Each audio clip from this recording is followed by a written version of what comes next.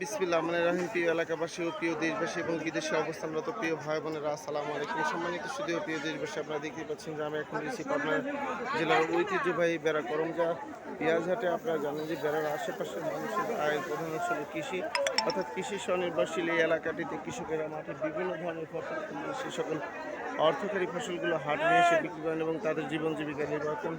শুধু তাই নয়, এই হাট থেকে পরিবহন খাতে পেঁয়াজ বাংলাদেশের বিভিন্ন প্রান্তে গিয়ে ভোক্তাদের চাহিদা সম্পন্ন করছে। যা হোক, এই পর্যায়ে আমরা কৃষকের কাছে জানবো যে আজকে করমজা হাটে পেঁয়াজের সর্বোচ্চ পাইকারি বাজারে কত হচ্ছে। আসসালামু আলাইকুম ভাই। ভাই, আজকে পেঁয়াজের সর্বোচ্চ পাইকারি বাজার কত হচ্ছে?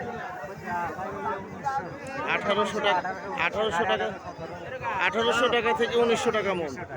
সম্মানিত সুদীয় প্রিয় দেশবাসী, বুঝতেই পারলেন যে আজকে যারা করমজা হাটে পেঁয়াজের সর্বোচ্চ পাইকারি বাজার যাচ্ছে 1800 টাকা থেকে 1900 টাকা মন। আমি আপনাদের মাঝে আবারও আপডেট নিয়ে ফিরে আসবো ইনশাল্লাহ। আসসালামু আলাইকুম।